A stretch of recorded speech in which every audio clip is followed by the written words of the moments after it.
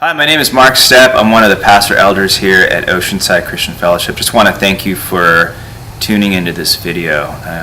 It's a couple hours long, so appreciate the commitment. Wanted to just introduce myself and say thank you for watching and just give you a little bit of background on why we put on this God Talk. I'm going to explain as you see the video what's happening and the questions and the panelists and so on. But as one of your pastor elders teaming up with 8 other pastor elders, one of the things we notice with our people is just the overwhelming amount of prayer requests that would come in related to anxiety, depression, and other mental health issues. And so we realized right away this is really having a huge impact on this church. We wanted to begin a dialogue, not just respond or react, but put on a God Talk that would start a conversation. And so this is why we had this God Talk, and why we brought in these panelists, and why we pulled our OCF audience to just bring their questions. And so I hope God uses it to bring hope and healing and peace to you, and enjoy. And if there are any questions or anything I could help you with as you watch this, or things come up in your own mind, please reach out to me or any of our pastor elders. You can reach me here at OCF Church, mark at ocfchurch.com, or hit the website up, and please contact one of us. Thank you so much. Well, welcome. Glad you're here. Thank you for taking this Sunday evening out, missing the Kansas City New England game. For those of you who care about football, you can tell that I do. We're just so excited that you're here, and very thankful for our guests who are here with us. Let me just introduce them really quick. To my left is Lauren Niebaum. So thankful that you're here. And to her left, Lauren Richardson, Dr. Lauren Richardson. And to her left, Dr. Kevin Van Lant. If you're at our leadership meeting, you remember Laura and Kevin. And so I'm not going to get into sort of their bio. If you've been part of our church, you've seen that. They're highly trained, skilled in their field, experienced practitioners. And so we're just so delighted that they're here. So thank you for coming and taking your time tonight. Want to just remind you, if you don't have this handout, please make sure you have it. There's a place in there to take notes. And this is sort of your resource flyer. If you're on the leadership team, you received this last Sunday. I want to point something out to you really quickly. If you open it up, there's a handout that'll slip out. Let me just point that out to you. This is a list of Celebrate Recovery locations or gatherings in the area. But the thing I really want to highlight is under books, the third bullet from the bottom there, or the 7th down there, where it says Mental Health Resource Guide. It's a free download. Get that. That's in addition to this resource flyer. So on here are groups of, there's therapists, organizations, books, websites, and more. And so these, the therapists, psychiatrists, they're all followers of Jesus Christ. One of the things I'm going to follow up with you on later is to give you 7 questions I think you should ask before you go. I don't know all of them personally. And so look over in the next week or two, 7 questions I think you should have as you seek someone out on this list. I think they're good questions you should ask. So, but please go on the website and download that resource guide. I provided that for our prayer team. They're over there in the prayer room, that resource guide. I'll mention this at the end. We have about 7 or 8 of our prayer team members here tonight, and those of us who are our pastor elders are going to be available when our God Talk is over for prayer. As God stirs your heart, or if you'd like someone to pray for you, please, to your right, meet someone in the prayer room, or meet a pastor at the front of the building there in the lobby. And so just want to encourage you in that right now. Well, I just want to say again, welcome to our God Talk. Be anxious for nothing, finding peace in the midst of life's just sort of persecutions and sufferings. This is going to be a very casual conversation that we're going to have with our panelists tonight. And so if you remember a few weeks ago, you sent in your questionnaires, and the very first questions were more just like suggestions for, we asked you the question, okay, how can we do a better job as a local church or the Big C church? And you answer that. And then below, what are some questions, provide 2 questions that you would like to hear answered at this God Talk. And so I wrote all of them down, as many as I could. We got 80 plus responses. There's some some common questions, some overlap. Many of you asked the same question, which is great. And so I've just put them down here and want to throw them out and kind of grill our panelists with these. And so they've seen them. They're not answering cold here. They've seen these are provided so they can have a heads up on what we're going to be talking about tonight. And so there won't be a break. It's like what my parents said. We're going down to San Diego. It's a 2-hour trip. Just hang in there. No bathroom breaks. Feel free to step out. So very excited. So I'd love to just begin here with one question that I came up with one of our pastors, and it's this for our panelists tonight. How big of a problem is mental health in our culture, and is it as big of a problem within the evangelical church? Kevin, maybe you could start out. Sure. What was nice is I knew that question was going to be asked, and so we don't have much PowerPoint, but we have a little bit of PowerPoint. I'm a professor, and so if I don't have PowerPoint, I feel a little anxious. It wasn't always that way, but it started feeling. By the way, I mentioned to my wife that I was going to be here, and she said, "Wow, 3-day weekend, and the Patriots are going to be playing the Chiefs. There's not going to be anyone there," and I'm just so pleased to see you all, and I'm so pleased that there's this level of interest in this topic. Clearly, this is something we're passionate about, but sometimes we're not always sure other people are. So I think the question that Mark just asked is extremely relevant because for some reason, and I have a few, I'm sure all of us have a few theories as to why, but for some reason, aspects of mental illness have reached what we would call epidemic proportions in the culture. And the data seems to suggest that at any given time, about 1 out of 5 people in the country meet criteria for at least one mental illness. We could talk about what mental illness is, and maybe at some point in time we will specifically, but just broadly, some form of mental illness. And the numbers are about the same for the church. So this doesn't really differ within the church versus the culture. This is just something that we're really wrestling with.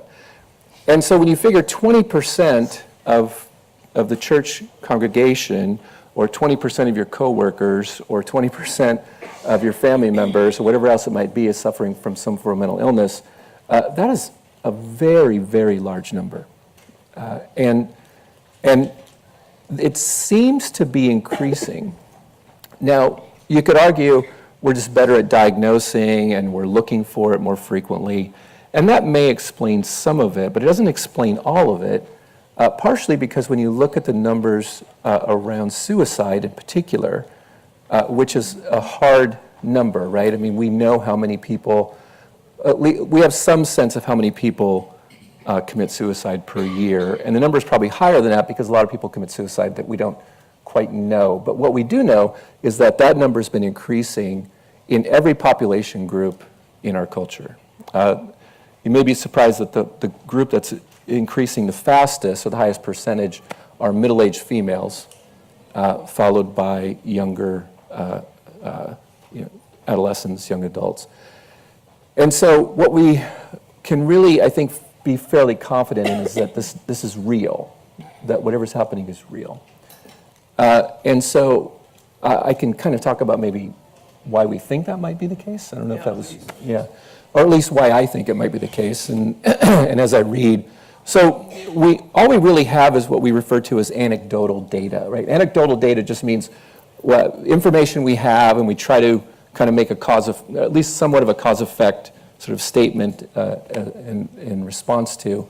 But it's difficult to have really super statistically, verifiable data because we can't put people in a control group where they never experience any of the issues that lead them down the path of mental illness. We just know what we have. We don't know what we might have, so we only know what we have. And when you look at some of the things in the culture that I think are really significant, all of which I think the church is in a very good place to respond to, by the way, One of them is the data on loneliness. A recent study, a very significant study, looked at a very large number of people, and this was done both in the US and in Europe. And what they found is about 3/4 of people report feeling quite lonely. Right? So when we're talking about things like depression in particular, loneliness exacerbates all of that. And we could sort of parse what that data kind of looked like, but that's a very large number, 3/4 of any population reporting feeling lonely. Why is that? Well, probably a lot of reasons for that. A lot of culture shift, a lot of families that are no longer living close to each other. People move fairly frequently, a lot of different reasons for that. One of the other bits of data is relative to social media. And for those of you who are in the audience here who think, oh, this is just going to be another slam on social media, I don't know. I talk to my kids about social media, and they're like, blah, I don't want to hear it anymore. Don't talk about it. Social media is a very mixed bag, and I'm not anti-social media, but clearly what the data suggests is the more frequently we use it, the more likely we are to feel anxious and depressed. Right? Social media is not going away. Right? This is not a flash in the pan, and a couple years from now nobody's going to be using it. This is something I think that really has a lot of sort of lasting value. So one of the issues becomes then how do we use it well? So we could talk about that maybe another time. But what does seem to be the case, and this is anecdotally what I'm receiving in context with my patients, which is they're constantly comparing their lives to others. Right? They're constantly comparing the curated lives of the people that they're viewing on social media with their own life, which never is going to look as good as the lives that they're looking at, people who are sort of only putting the best photos up, right? That's part of it. The other one is, in the old days, which was like 5 years ago, in the old days, if you didn't get invited to something, you probably wouldn't know, right? I mean, it would happen, and you wouldn't know if you weren't there, right? Because now you always know, right? You always know.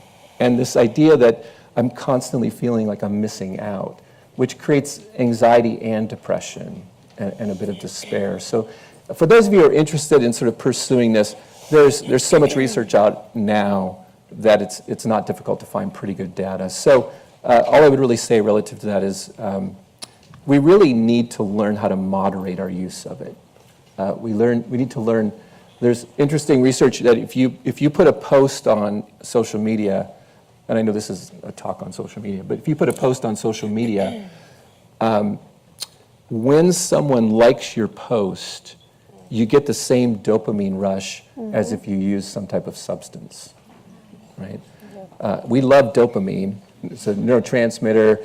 You have it when you eat a good meal, when you feel connected socially, or sex. I mean, a lot of things that produce dopamine kind of rushes. So clearly there's something going on with that reward of social media. And when it doesn't happen, right, as you can imagine, when that doesn't happen, we're pretty disappointed. So I think we have that kind of, that we're bumping up against. And I think, and this connects to our depression, and you guys feel free to chime in on this. I think we live in an era where we're a post-Christian culture. And what replaces faith? Well, you all have some ideas, maybe what you think replaces faith. But what replaces faith is usually stuff that is very unfulfilling in the end. And so I think we're living in a time where there's a lot of spiritual despair. And that spiritual despair really results in, where am I going to get meaning in life? Right? Because that's a big piece to what faith does in us, is it brings meaning to life. And when we don't have that, we look for meaning that is probably in a very transient kind of manner. When you look at the recent data on young people, what they're looking for, what is the highest value they have in life? They want to be happy. Happiness is a very odd construct. It's a moving target. Kind of moments of happiness. So when we have happiness as our highest kind of good, well, we're gonna suffer a lot. And so those probably aren't the only ones, and you guys maybe have, those are ones that I notice a lot. And so when I think about what's going on in the culture, I think those are pretty big pieces to it. And then I would even kind of say, like, I'm not a health food nut, but I'm pretty convinced the stuff we're putting in our bodies is probably not great for us either. So I think there's a lot going on physiologically, socially, spiritually that we're looking at. So that's a long answer to a short question. That's great. That's great. Yeah. Lauren, Laura, any comments on? Yeah, I feel like in most spaces, I want to advocate for young people. I work a lot with teenagers and families, and so as I'm listening to Kevin talk about this idea of loneliness and isolation and social media, I guess using my nodding my head, I guess, and just to kind of quickly point even more magnifying that for the population of preteens and adolescents. And I love the brain and how it works. I won't get too into that, but with teenagers, what their brain is telling them at their age is that social interaction is pertinent for survival. In that dramatic of a way, to interact and to be included, to be social is to them a threat if they do not have that. And so if you couple that with social media and what Kevin's talking about of, that I didn't get invited, 5 years ago, who knew? But, if you're a teenager or a preteen, think about how many times a day you're not included, and that threatens them and threatens their existence. I know it sounds really dramatic, but that's how the brain is working at that stage in their life. And it doesn't just happen, once a week when you don't get invited to a birthday party. It's being interpreted that way several times, if not, 20, 30 times a day. And so they're having this interaction with social media that has really, again, anecdotal, but every teen and every preteen or anyone that I work with that sits interacts with social media, which they all do, a lot of our session revolves around that because it's really their frame of, survival.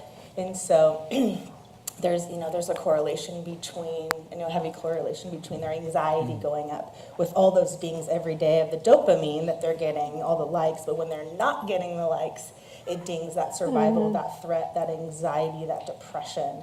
And so a lot of the questions sort of jump into, why is it feel like it's getting worse in this area? And this isn't about social media, but it is a big proponent of just everything being so accessible, not only for adults, but especially for teens and preteens and how their brain is working at their age.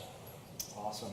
I love that you guys have already answered some questions on here. Check them off. Crossing stuff off. It's like my NFL head coach playbook.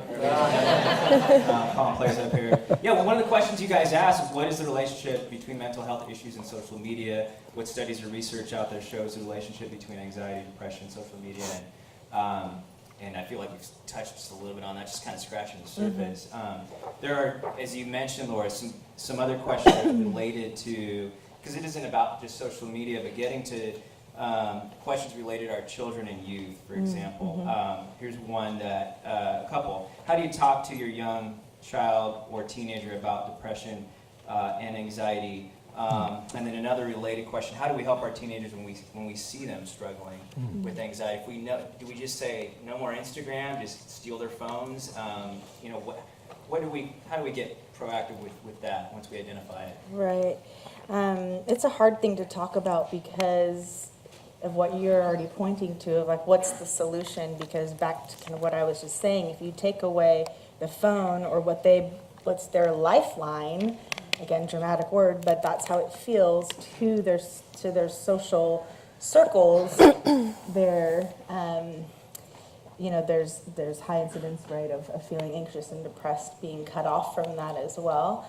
But I think it's one of those things that starts foundationally with relationship, having as much of a connection and openness with your children, your preteens, your teenagers, as you can, a good open relationship.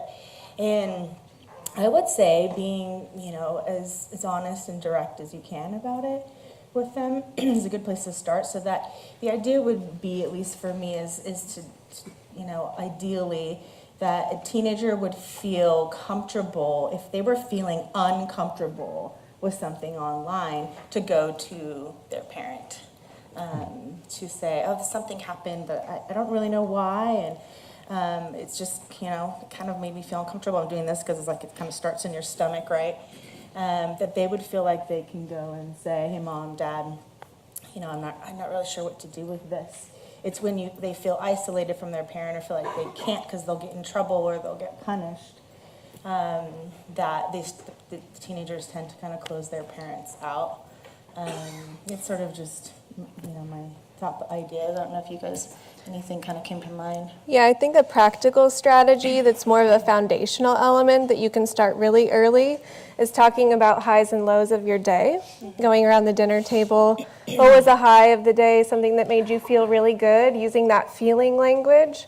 And then what was a low of the day, something that made you sad or upset? That just opens the door to have the conversation around emotions and those experiences, just a normal part of the family, a typical part of the family. So then when things do come up, there's already a foundation there of talking about it. So that's a practical strategy that I like to recommend. Yeah. The only thing I would add to that too is, how many of you are like 18 and under in this room? Yeah, quite a few of you. Wow, you like got the front row. too. Yeah. Interestingly, there was a study done a few years back, a survey, and it was done by the parent company of MTV. I don't know who owns MTV, but when I saw the study, I thought, oh no, this is bad. This just has to be bad news, right? And they asked young adults and kids what was the most important relationship to them. And by far, the most important relationship to them was the relationship that they had to their parents. And I think that we sometimes can kind of buy into this notion that our kids are so interested in their friendship groups that they're not interested in us, or they don't really want a relationship with us, or it's kind of a side kind of issue. And I think for those of you who are parents, is to get some kind of well-being from that idea that your kids do need you, they do want relationship with you, but the nature of the relationship they're going to have with you is going to evolve, and what they need from you is going to evolve, and you all know that, but oftentimes it's sort of hard to shift as that ground is shifting with adolescence, and physiology is changing, and need is changing, and connection with friends, and one thing that I always kind of noticed with I have 3 kids, they're mostly adults now, but was that change in time when they went from hanging out in like the common area of the house to being in their room with the door closed. And it was sort of that interesting kind of piece, and it can feel rejecting as a parent. It's like, oh, right? But I think we have to just kind of be mindful of they need us, we want relationship with them, and then kind of how do we navigate that well? And I think what Laura and Lauren are both talking about is really key, is keeping that relationship and that line of communication open regardless. Yeah. Also just thinking about question related, segueing from what you just said, Kevin, actually connecting to here. What should family members, this is a question someone wrote, what should, from our church here, what should family members look for that maybe signs somebody may be suffering from mental health issues? And related to, other question someone submitted is, how can we better identify those around us who are struggling with mental health issues? So similar question, but also if you're a parent, you're seeing your kid every day, or whether that's a grandparent that sees someone regularly, or you're in the nursery, you see folks on a regular basis, or if you're a high school worker, how do we identify folks that are in very close proximity to us, and maybe those who aren't, I guess, are sort of those questions.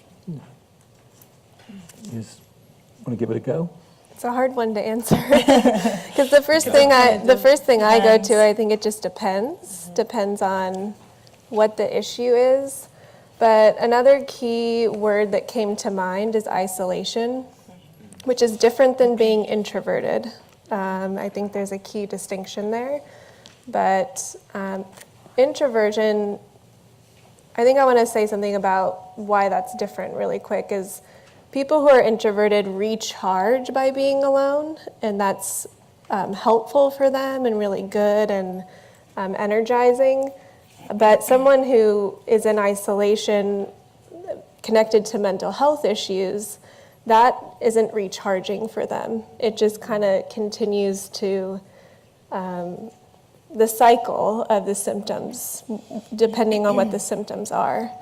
So just kind of thinking out loud, I feel like that's one thing that comes to mind, is kind of noticing if this person is often pulling away from social support or things that they enjoy or activities that they would regularly be engaged in, they're not in as much anymore, not eating as much, or maybe eating a lot more. It just depends on what the issue is.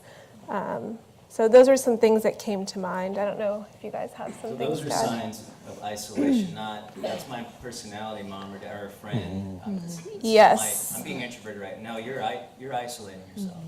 Right, so yeah, isolation, where pulling away from activities that one would normally be involved in, not having pleasure in them as much, wanting to be alone, to the point of it not recharging, where it's fulfilling to that person. That feels related to a lot of different mental health issues in my mind. So, yeah. One of the common threads along a lot of the mental health issues is sort of this idea of interfering with daily functioning, which is what Lauren's sort of talking about as well, is when you see a change in behavior, especially with isolation, but it's, when they once loved something or someone, and that really changes. And young people, here I am again advocating for young people, but change in grades, anything that's kind of dramatically changing in behavior, or again, appetite, all these things that weren't necessarily kind of their way of life, and seeing them sort of that disruption in their daily functioning and in their relationships and in their life is pretty much common to all of them. Could be a first sort of indication that there's something going on. Yeah, I might just add, is to listen well. We could talk for a long time about being a good listener, because so few of us really are. But listening well and listening for key words that would suggest to you something's going on. So whether we're talking about students or young adults or spouses or whatever it might be, we listen for language. So part of what we're listening for are things that seem to suggest that they feel sad a lot, or they feel worried a lot, or they feel lonely, or they feel isolated, right? They feel overwhelmed. I listen for overwhelmed language a lot. It's not the only thing, but I think we live in a culture where it's pretty easy to feel overwhelmed because there's just so much demanding something from us. And so I think just kind of have that listening ear, and then if someone says something like that, ask about it, right? So when you hear these kinds of things, it's reasonable to say, when you said such and such, tell me more about that. Right? And be willing to kind of get in there with them a little bit. You don't have to be intrusive or demanding, but don't avoid either. And don't. I always think, you all have an instinct. There's this interesting kind of idea called the unknown known, which is not a statement from Dick Cheney from like 10 years ago. It's a statement of we know things without knowing how we know them. Right? I like to call it our gut, our instinct, whatever it might be. But a lot of times we know it, and if someone asks, well, how do you know that? We'd have a hard time saying, well, because of X, Y, and Z. We just kind of know it. And when you have that feeling, listen to it. And it's a good sort of indicator that maybe you need to kind of ask some questions or you need to probe a little bit, because there's probably something going on. Usually there is. And I would add on the topic of listening, you're getting in there to understand, not to fix or solve. And we could have a big, huge discussion about that, but I think first you want to really understand the person and understand what they think they need, understand where they're at right now. It's more about that listening, which is understanding before offering advice, solution, or fix. So. I was just going to ask, if someone approaches you, what are the top 5 things you shouldn't do that would shut down that person or make them feel just worsen the pain even? Well, one of the top things that I do here in my room, sitting with people, is that people feel really invalidated if somebody jumps to a conclusion of what they think they should do right away. So somebody might say, oh, I'm really stressed out at my job. And this is going to be a bit of an extreme example, but a recent one that I had with somebody is, person was telling me they're really stressed out at their job, and then they felt really invalidated because the person on the other side listening said, well, why don't you find a different job? It's like, well, that's not what they need to hear in that moment. So jumping quick to advice or a solution, rather than giving a little more space for that person to talk through, and then they'll kind of come to what they think they need most of the time. Or sometimes they just need to be heard, listened to. Yeah. Put you guys on the spot. Is that just a guy thing? No. That was a female example. There you go. Well, we're all uncomfortable with suffering, right? Yeah. We're all uncomfortable with suffering and pain, and instinctually we want to alleviate it for the ones, especially for the ones we really love. So I think that's part of why that it's well intentioned, but that's that knee-jerk reaction, right? Yeah. Or it's that, when you hear somebody that's suffering in any way or just, troubled, even I, and all of you, I'm sure can relate to this in some way. It's like we have this instinct first, okay, I have to have the answer. What do I say? I've got to fix this before we walk out of the room.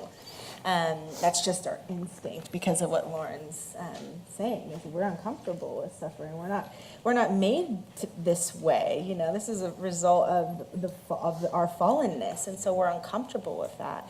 And so it's us as therapists, but you also acknowledging your uncomfortability with it, or this like, oh, I don't know, I think I'm supposed to say something or do something here, when really it's sort of taking that deep breath when somebody shares and is vulnerable with you, and just say, kind of what Kevin was saying, well, tell me more about what you're feeling. That must be really hard.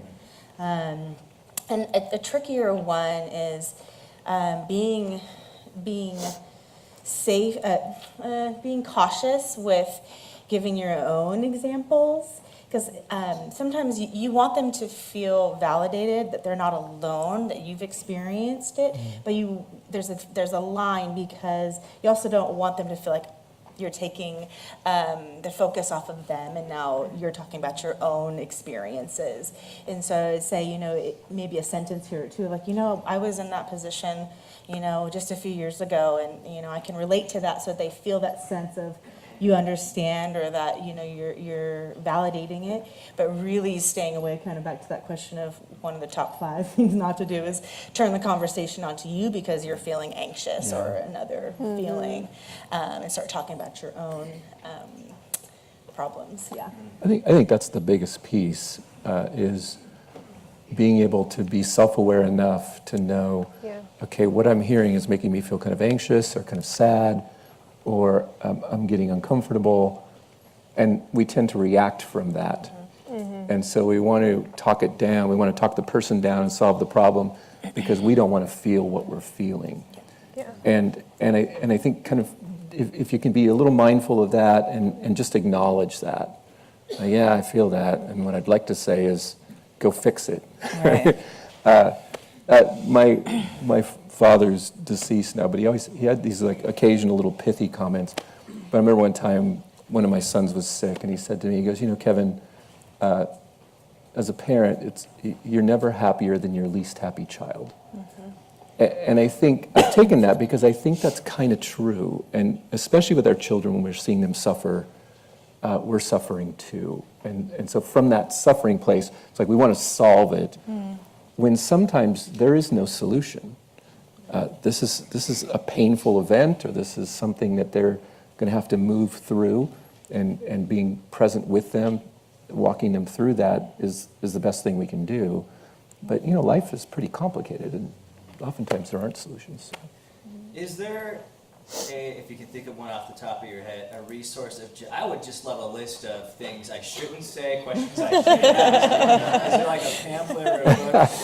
Or should I just major in psychology or something? There's a wonderful book that I would strongly encourage you to pick up called The Lost Art of Listening.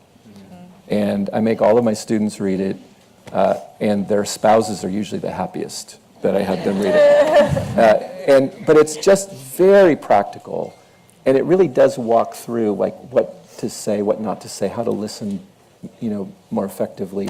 But I think, there are a few key things that he says in his book. One is the whole well, if I were you, right, Yeah. or what you should do, right. Whenever we hear should, like most people, they just shut down, right. And so there are a lot of things we tend to say, and it's just ineffective, right? If it worked, that'd be great. If it worked, it'd be great. But it just never works. And so usually because there isn't a what you should do and then the solution, and then oftentimes people kind of already know what they need to do, but it's just there's so many hurdles to getting there, and so that's a couple of it. Great, that's awesome. Kind of a question that keeps popping out that we kind of covered, but it's this: how do you talk to someone with a mental illness without the person feeling uncomfortable? And it's almost like there is a point in which we talk, but there's just the other question that we've already covered: is how do we listen without us feeling uncomfortable? What do you? This past week I was at a class for gospel-centered biblical counseling, and one of the things was they provided a list of things not to do or say. And the first one on there was, "Don't be silent." And I ran home and told Cecilia, and I'm like, because she's telling me something, pouring her heart out, and I'm like in my head, I don't know what to do with this. And I just stare at her, and it's just caused more harm and pain, because it's like, I think I'm some kind of, what's going on? So part of the book you recommended, it just seems so like, when do you listen enough? Am I not saying anything, but then do you jump in too soon? I think those are the kind of training resources we'd all are interested in finding out, because it's like, I thought I was listening at first. Like, no, you don't say anything afterwards. I don't know what you think. And so I think the more we could do that, any comments related to that? Just this idea of just. I'm wondering if we can show that we're saying something or responding even through our nonverbals. So, we might need to say something at the end, but as we're listening, like nodding, or a lot of us up here, I don't know if you can hear through the mic, are going, which is a therapist thing, but it is kind of showing we're tracking, or we're feeling along and listening along too, if that makes sense. So that, I don't know, that's one answer to your question, is that we can not be silent, I think, through some of our nonverbal tracking. Well, I might just sort of throw out, the hardest thing is to listen. I think Paul Tournier, who's this sort of famous Christian philosopher who I think is long dead, but he said the first rule of love is to listen. And so I think oftentimes listening is the hardest piece. But if you're listening with a blank stare on your face, it doesn't feel like listening. So listening has to communicate. So things like eye contact. Eye contact's powerful. Summarizing, something like, okay, let me just make sure what I think I'm hearing you say, X, is powerful. And here's why, because empathy is magical. And what we're really talking about is empathy, is sort of how to be present with someone, experience what they're experiencing, be with them in that, because we are just absolutely hardwired to want that. There was I'll make this quick, but it was an interesting video. I saw it out at UCLA, and I've tried to get my hands on it, and I've never been able to get it. And they had a young child, still in a car seat, so maybe like, I don't know, young, like 6 months old, maybe or so, and the mom. They were interacting with each other, and on a screen they had 4 images. So one was the baby's face, one was the mom's face, one was the baby's brain in real time in a scanner, and one was the mom's brain in a scanner. And they're showing the mom interact with the baby, and she's cooing, and the mom is doing the mom thing, and just in there. And all of a sudden the baby reaches out and pulls on the mom's earring. Prior to that moment in the scanner, their brains looked identical. Like they were completely in sync. You couldn't distinguish between the two. When the baby pulls the earring, the mom goes, ow. And their brains just go into disarray, right? The baby starts to cry a little bit. The mom, she first feels the pain, then she realizes the baby's distressed. And then she's, oh, it's okay, baby, it's okay, it's okay.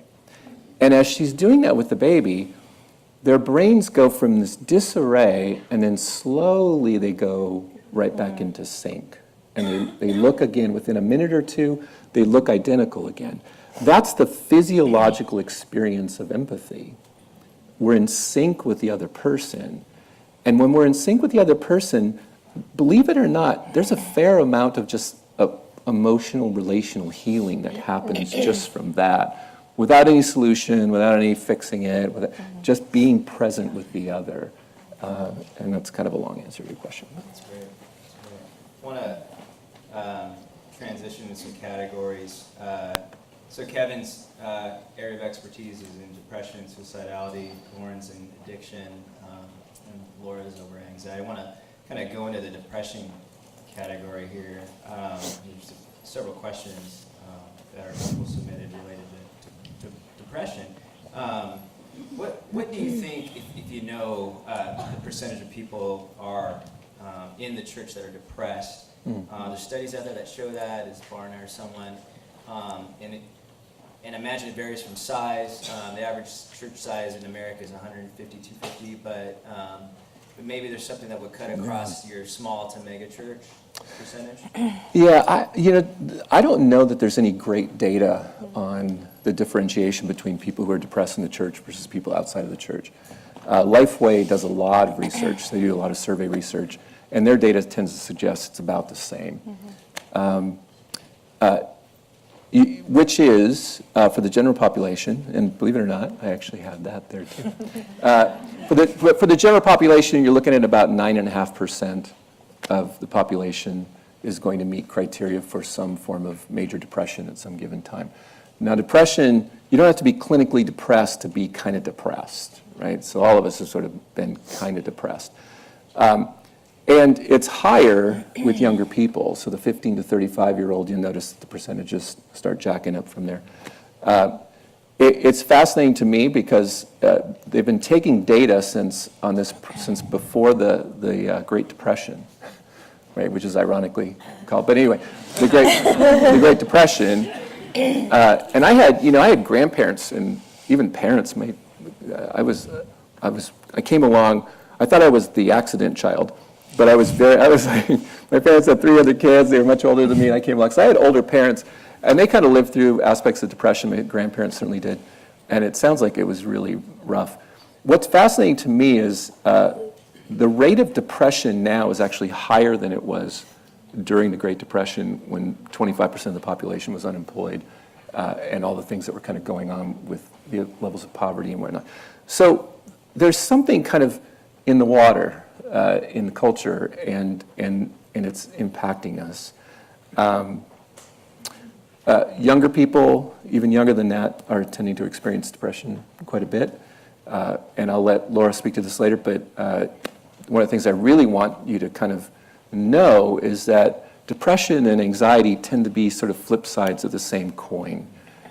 Usually when one has one, they also kind of have the other too. It's just, if they're depressed, that's what's sort of, kind of rising above the surface, and the anxiety is sort of sitting right underneath, and then vice versa. And oftentimes when you get the depression under control, what I've found is the anxiety starts to pop through. It's not surprising that oftentimes the same medication that's used to treat depression is used to treat anxiety as well. So there's physiologically, neurologically, there's a similar kind of process going on. And my PowerPoint's too far away for me to see it, so I can't see what's even on there. Yeah, I think we've kind of talked about symptoms of depression a bit in terms of what you listen for. Do you want me to go into that? Yeah, that's a question. I was just, Okay. yeah. Yeah, That's so, a question. and you guys speaking to this too, because we all What are the see, signs of depression? well, we all see depressed people, right? Because depression, in mental illness, depression's like the common cold, right? I mean, we all deal with people who are depressed. I don't mean to minimize it, I just mean in frequency, it's just so common. But you're listening for things like despair, hopelessness, guilt, shame, isolation, loneliness, right? All these kinds of things that I used to enjoy music, and now I have no interest in music. Whatever they used to really feel passionate about or enjoy, they no longer feel that. Life doesn't feel like it's really worthwhile. What's the point? I mean, you hear these kinds of things from people who are dealing with depression. And the difficulty with depression is that it's sort of a self-fulfilling prophecy in some ways too, because people who are around people who are clinically depressed tend to get frustrated with them for feeling that clinical depression. And then pretty soon they become increasingly isolated because the people that they used to be connected with are now fatigued because they've invited you to go somewhere 4 times and you've denied them each time, or all you talk about is how down you are, and they try to cheer you up and it doesn't work, right? So a lot of these kinds of things keep playing out. But what you're going to find is that there are a lot of again, listening for those key words, and whenever you're hearing depressed language, on some level you really need to be gauging how serious has that depression become to the point that they really don't want to continue to live. And that's, again, this more severe end of this. With depression in general, I usually think of depression in terms of, is it sort of situational or is it chronic?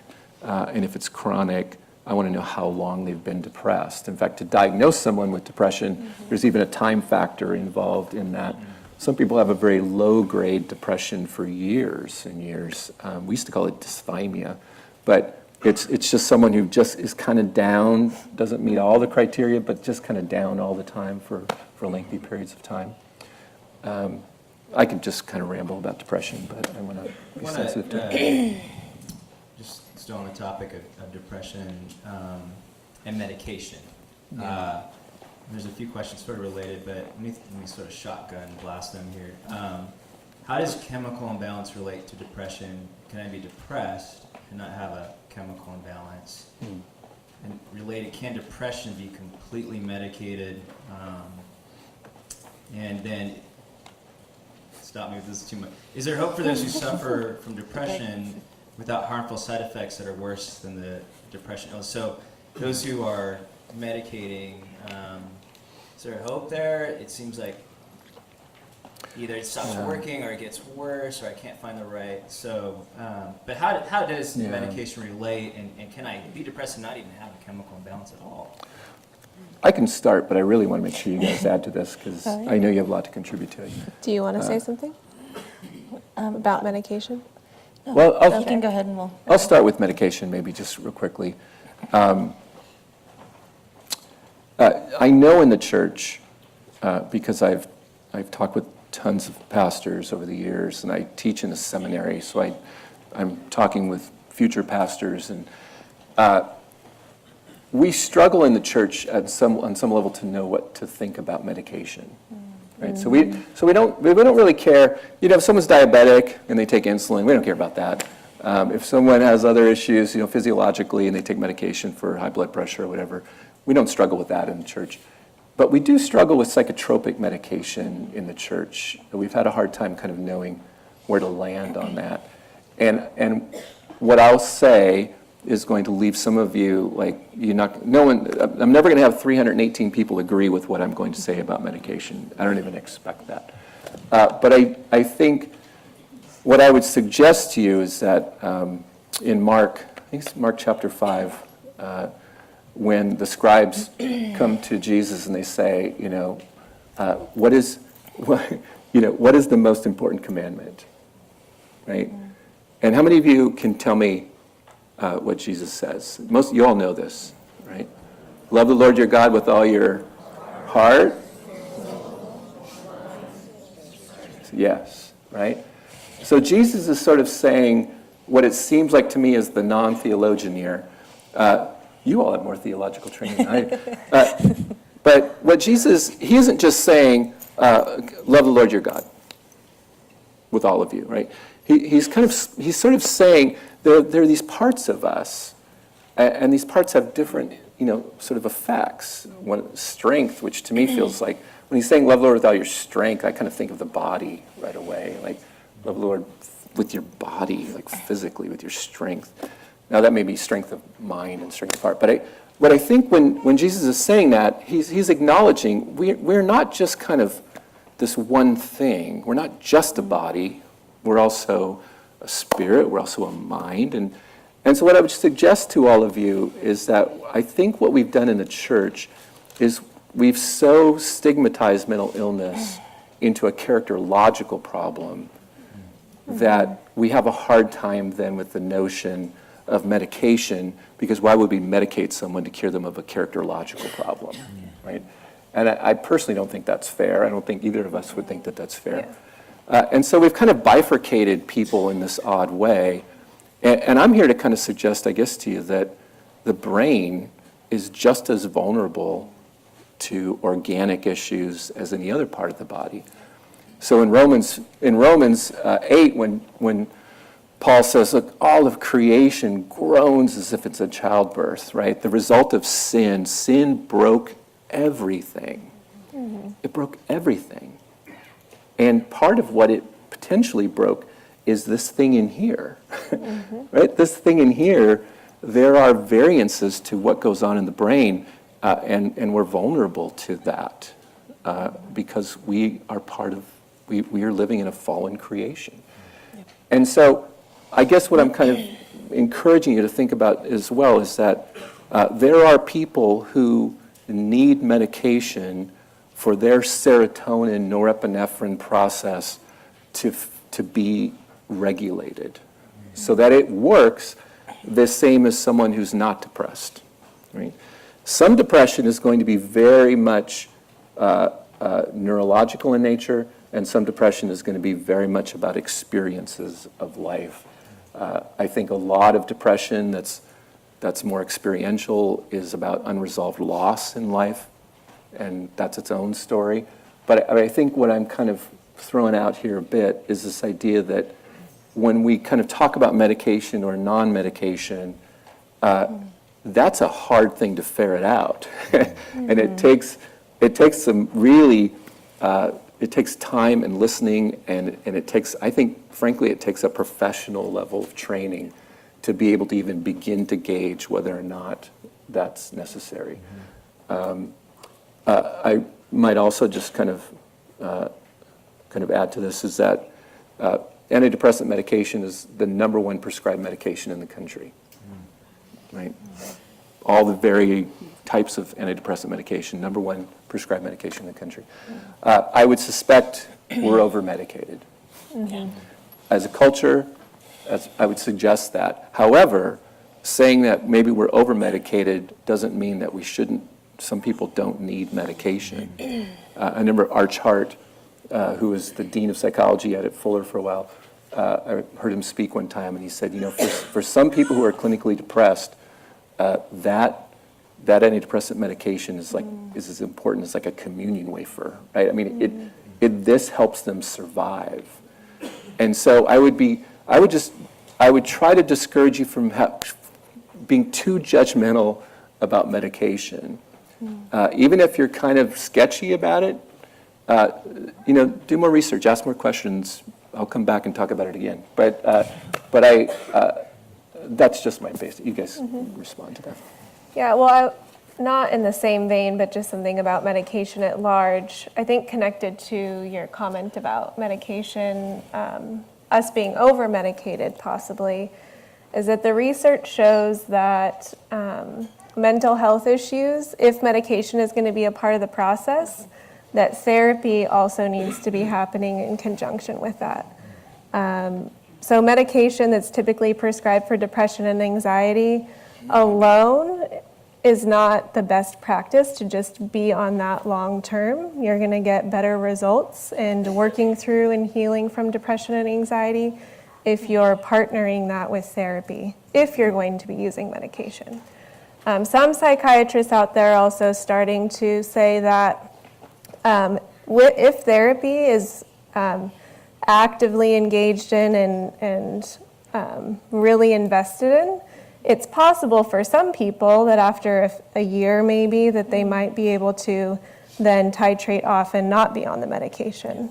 So it really just depends on the person, I would say. But those are some other research findings out there and kind of the trend. I think one issue is that a lot of general practitioners are quick to just prescribe the antidepressant and then not necessarily follow up with other types of treatment, such as therapy. So I think that connects to the potential of medication being used a lot. I would also like to say that I frequently have a conversation with people that they fear that they'll become dependent on the medication. And they don't want to take it because they think that they're going to alter their brain in a way that they won't be able to function without it. And for some, it's necessary, like what you're talking about, that analogy to a communion wafer. It's not really dependence, but it's just addressing the brokenness in the brain. But for those that want to do it short term in conjunction with therapy, these types of medications, at least antidepressants, there's others that are addictive, but antidepressants are not addictive medications. They can be titrated off of. You're not going to create dependency in your brain. So I often feel like that's kind of a stigma that I'm hearing often in my office. So I wanted to say that as well.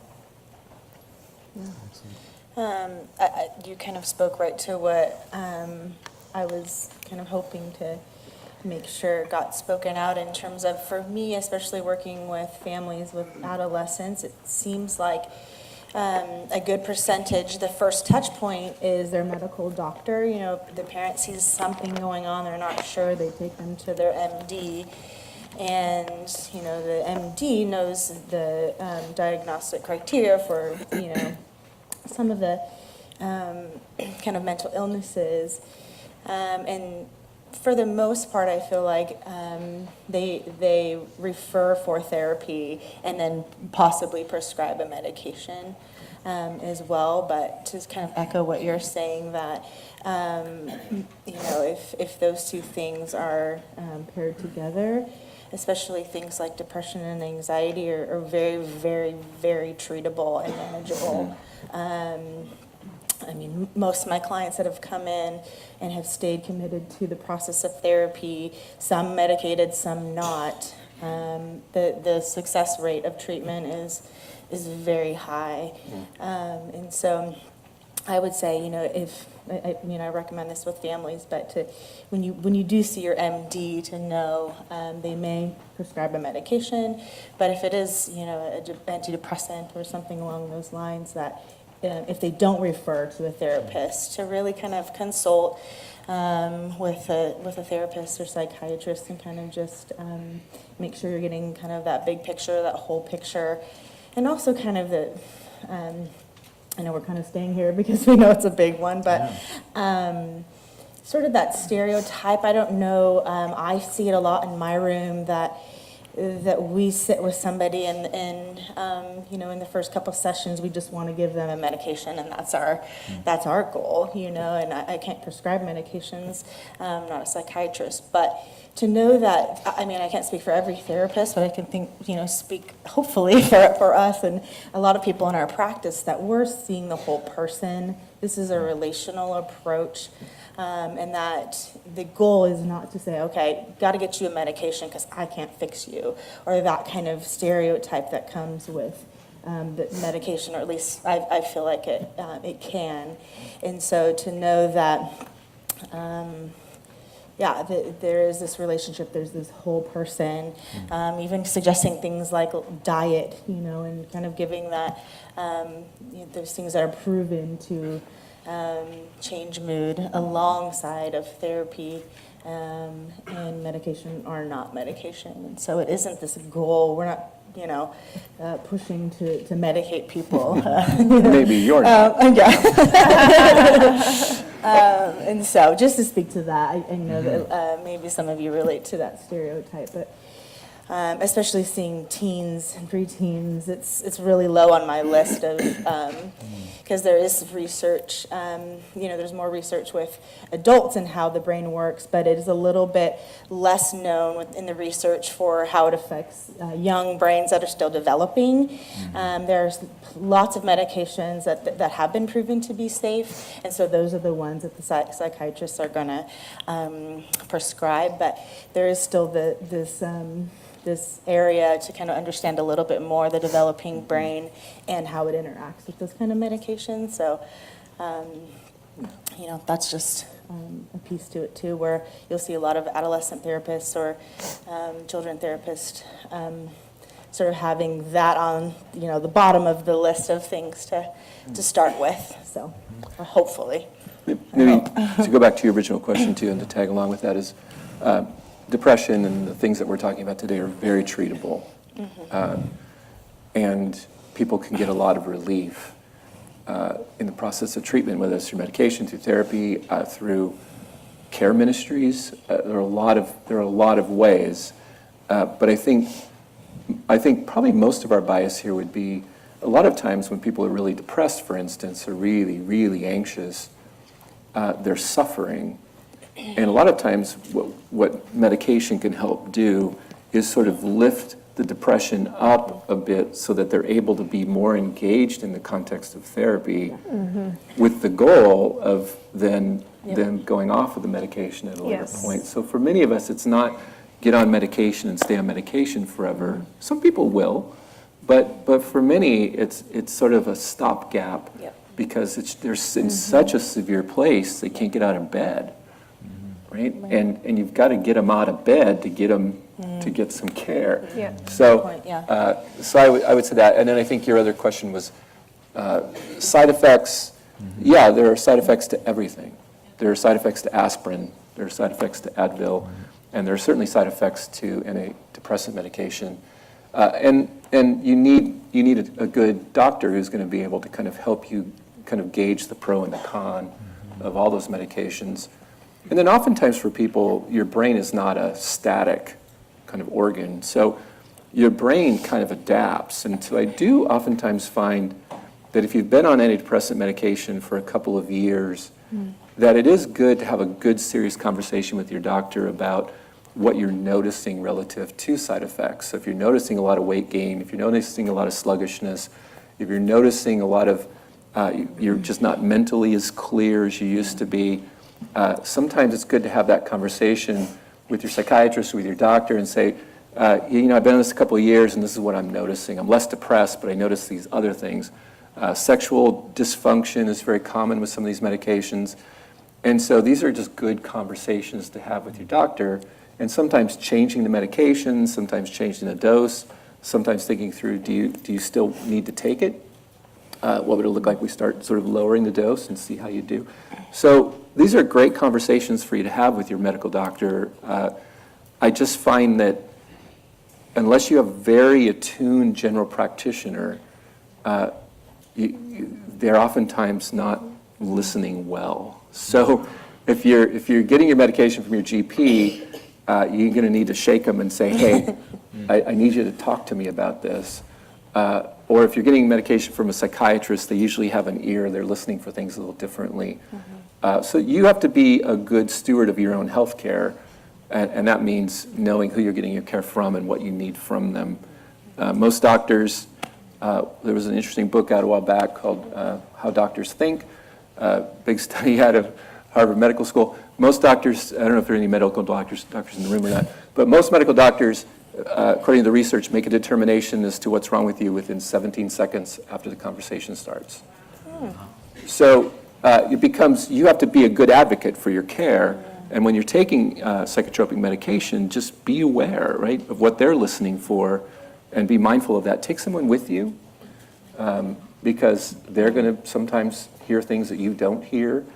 And if you want to slow your doctor down, have a notepad and write down what they're saying. Take notes. Because as soon as you do that, what they'll do is they'll start noticing that you pay attention, and they'll start explaining themselves more fully. So these are all just kind of basic things no matter what it is, but certainly with medication, I'd encourage you to kind of think about all those things. It'll help you in the long run. Get a big yellow pad, lock in your doctor, giant pencil. Yep. Yeah, slow those folks down. One of those big kindergarten pencils or like that.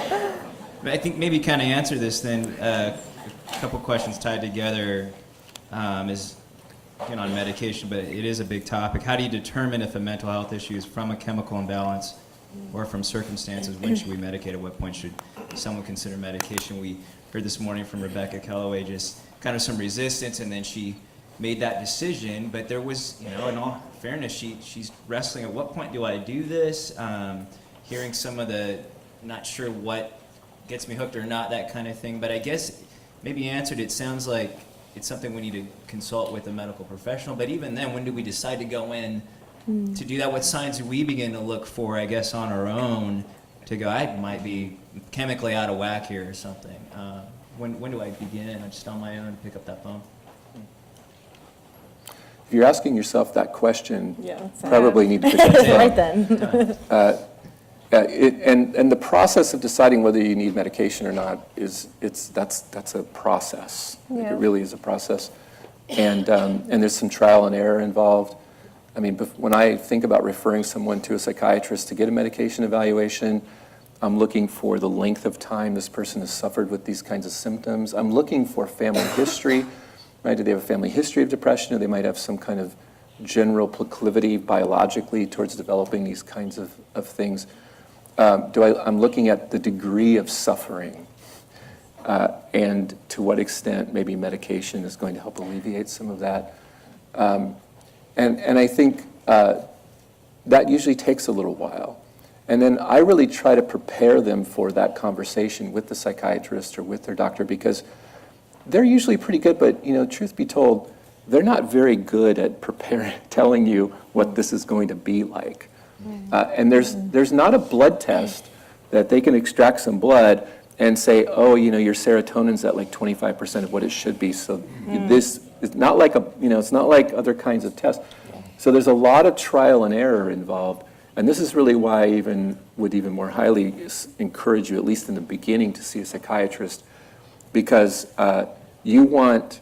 most people can't endure much error, right? So you want to get to a medication that's going to help you as quickly as you can. And I'm not saying the psychiatrist is always going to be able to do it, but usually they're going to be better equipped, because most general practitioners, they only prescribe like a couple of different kinds of antidepressants, because those are the ones they're familiar with, and they feel like others, they're just out of their scope. And so you want somebody who knows the breadth. I don't even know how many antidepressants there are in the market, but I bet you there are like 40 or 50 different ones. And they all have a slightly different side effect profile. And so you really want somebody who knows their stuff. Go ahead. You guys can contribute to that. There's not anything on that. Just on the topic of depression, kind of going back to that, two very specific questions that I want to make sure we bring up that I have here.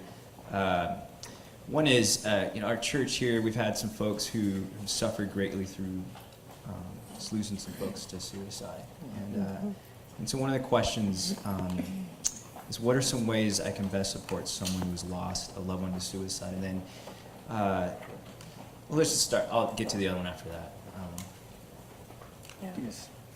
I think it kind of revolves around something you're hearing us talk about a lot already, is the way to actively listen and be in it with them, is sort of a way I like to describe it. As kind of vague, but back to this idea of there's nothing to fix really there, but people kind of need to know that you're there. Sometimes you're just sitting next to them. You're not talking. You're not, but you're just being with them, and doing some practical things as well if they need, help practically around the house and things like that. But it's this idea of listening well, actively listening, empathizing with them, and being in it with them, is really going to be the most impactful thing. And to, again, pay attention to your own anxieties and your own feelings, because you're going to have your own losses that may come up in the midst of somebody else's loss. So you might have this sort of simultaneous process going on of your own grief showing up again. But I feel like, and you guys can add to it, it sort of revolves around some of the suggestions we made about how to be with and listen, and resist that urge to want to fix or have an answer for them, because there really isn't in that situation. It's just a tragic loss, and it's really hard. Yeah. I would add a layer of complexity in the listening process is allowing the person to wrestle with some really tough questions that are not going to be easy to answer for the loved one, depending on what the relationship was to the individual. I think an example of that would be wrestling with guilt and shame of responsibility to have saved that one person's life.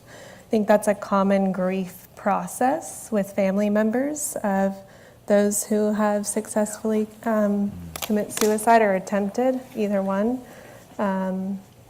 And so I think that's a challenging part of the listening process, is to allow that person to wrestle through that. Although our reaction is to say it's not your fault and to try to convince out of love, but that there's going to be more complex layers, I think, in what that person needs to talk through, that being one of them. I would totally agree with that. Yeah. Suicide has some unique kind of components to it. And I read an article just a few days ago about the life expectancy in the United States has decreased 3 years in a row. And it's decreased because of what they now refer to as deaths of despair, which are suicide and drug overdose. Right? And so this is an issue that we're confronting more in the culture for probably a host of reasons. But I think it does add its own layer just of that anger and guilt. And so listening for those things, again, like Lauren said, making space for those things. And it's complicated because when someone dies of suicide, it's hard to be angry at someone who is suffering, because usually when someone suicides, they've been suffering for a while. And we know they've been suffering. We feel sad, we feel guilty, we feel lost, but we feel really angry at them too for doing it. And so there are some very complicated feelings for people to walk through, and it takes time, and it takes love, and it takes energy, and it's for lack of a better description, it's really hard. Even clinically, I've had people with family members who have committed suicide, and that's a hard thing to walk through with people. So patience. Yeah. Patience, for sure. Patience. This person, maybe in the audience tonight, but asked, I struggle, I'm dealing with postpartum depression. What should I do? That was their question. Well, I'm expecting a child in 3 months, so it's very much something that is talked about a lot more. I think is starting to get talked about a lot more, even prenatal depression as well, which is not talked about as much, but getting talked about more too. But one of the biggest things, even from personal experience, that's getting talked about out there a lot is social support, and being able to connect even with family or a group right away. Even before you start to develop signs of postpartum depression, having that support network is really important. But I think there's also a fine line between change in mood due to the hormone drop after giving birth versus postpartum depression. And often women explain away their symptoms and saying that they're just due to that hormone change, but not being afraid to speak up and say, I don't know if this is typical, if this is a typical response to all the hormone fluctuations in my body, or is there something else going on here? So asking for help in that way, speaking up in that way to somebody that you love and trust, or even to a medical professional, I think would be some good first steps. I don't know if you guys have something to add. From all my years of pregnancy, what I found is, yeah, but I do know a bit about it, even though I've never had a baby personally. But I think what Lauren's saying, about 85% of women report what they refer to as the baby blues. So baby blues are not postpartum depression, but it is sort of feeling down, feeling exhausted, feeling relationally kind of disrupted with the spouse. And that's a big chunk, right? I mean, 85 out of 100 women who have a baby, the data suggests, feel that at some point in time during those early months. And then postpartum depression kind of goes into this whole other thing that Lauren was talking about. 15% of women are going to experience postpartum depression, which is more severe, has more clinical tones to it. And I would really encourage you to get a good level of care. I have a good friend who's an OBGYN. He treats postpartum depression all the time. He refers to me a lot. And it's treatable. Postpartum depression is treatable, but you have to be willing to talk about it. You have to be willing to kind of describe for your spouse, to your doctor, I'm struggling here, I'm suffering, I'm not getting any sleep, I feel down all the time, I feel irritable, I feel angry, all the other things that go with depression, but it's highly treatable. And a key part of that might also be working through your identity as a new mom, right? And all these feelings and symptoms and how that then can distort your idea of being a good enough mom, right? And so that needing a space to talk about that too is important. And two most vulnerable times in a marriage is when the first baby's born and when the last one leaves the house, right? So these are two complicated times with the marriage as well, and it's a lot of adjustment and a lot of you have a lot of need, and sometimes that person's not great at responding to that need. So it's everything's new, and unlike previous generations, most of us just haven't had a lot of kind of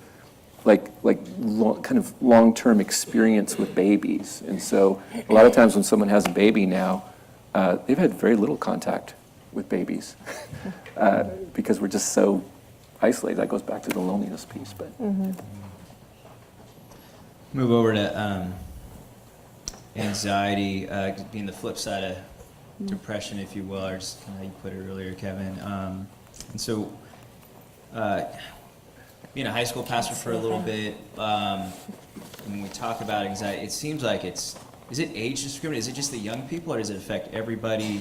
How many people in the church do you think really suffer from this? And then, just some questions. How do you recognize someone with an anxiety disorder?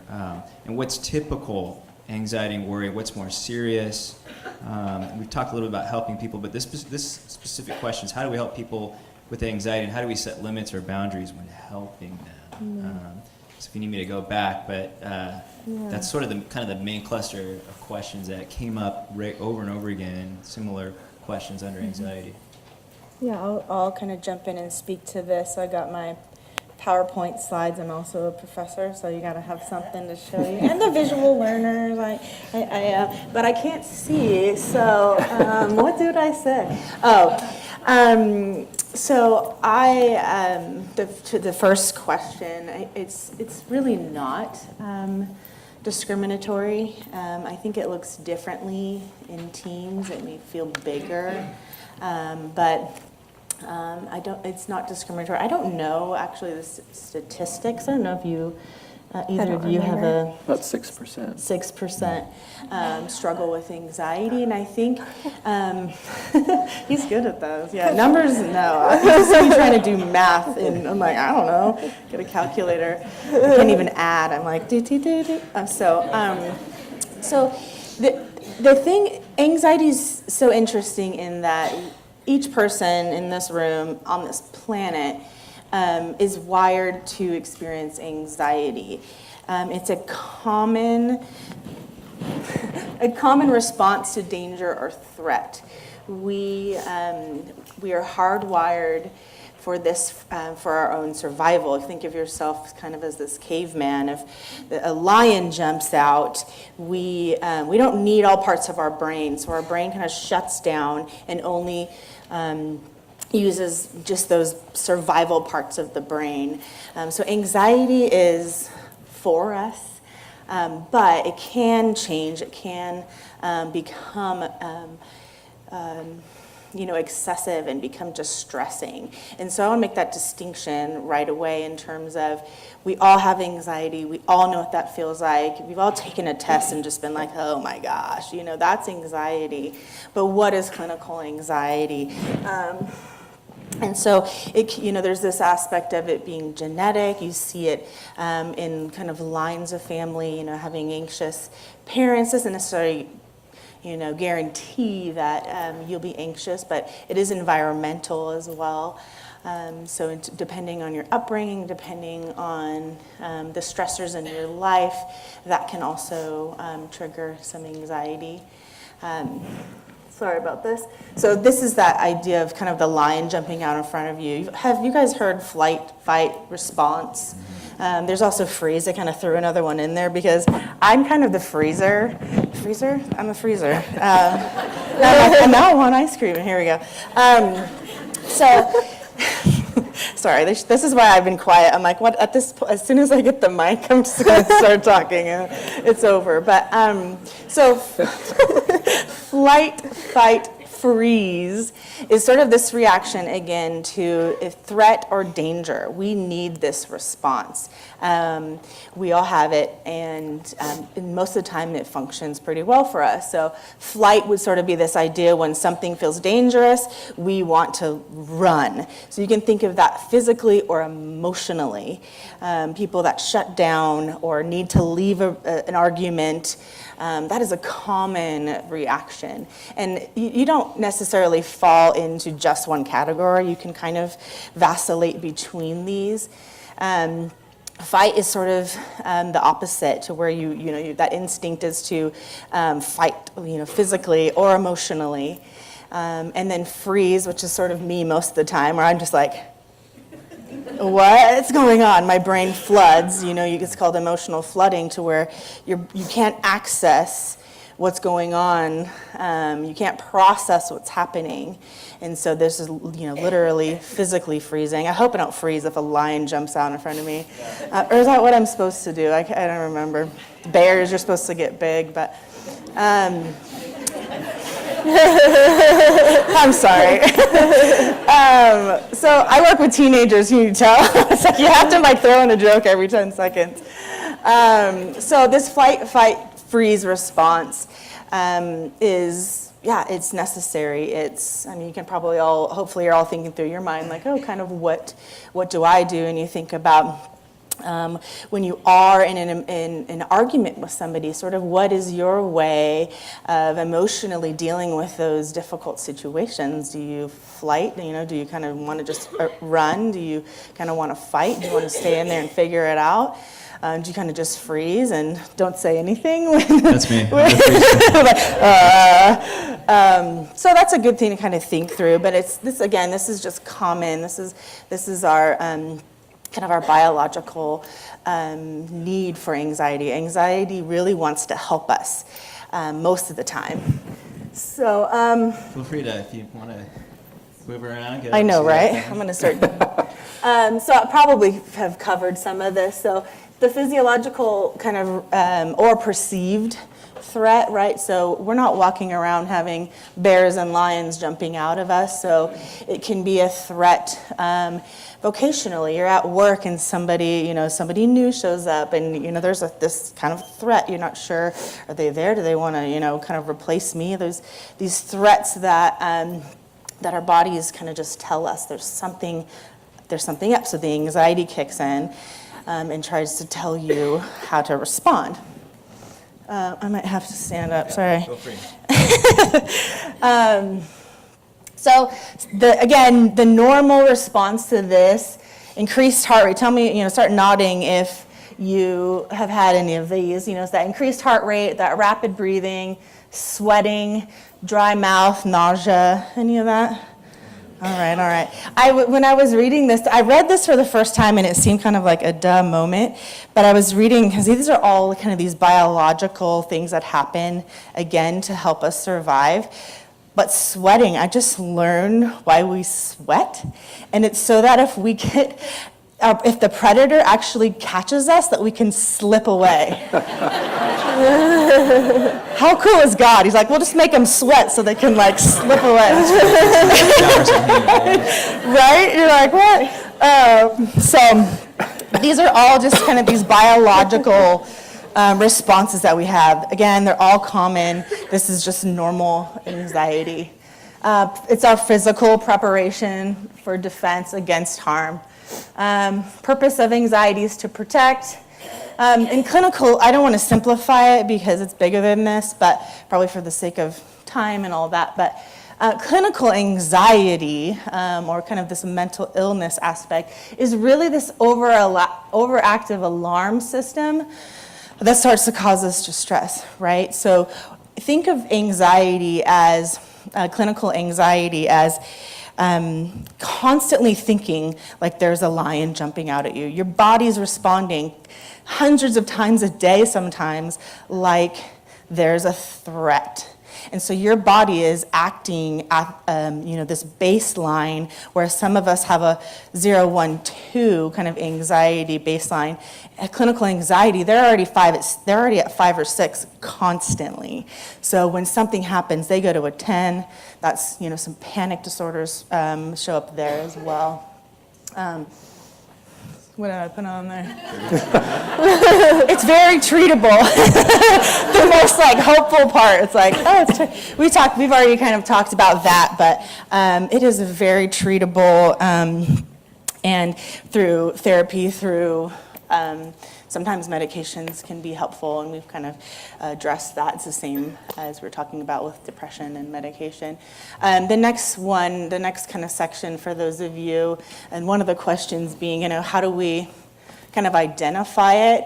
And so here's the, diagnostic criteria, but it really kind of looking for, in terms of this clinical level of anxiety, is sort of this excessiveness. Kevin's pointed, just how much and how much time. It's the same kind of indicators here. So excessive worry, more days than not for at least the 6-month period. So a long period where it's just a lot of anxiety, rather than sort of a certain stressor is there and you're anxious a little bit for a couple of days and then it kind of regulates and you process it.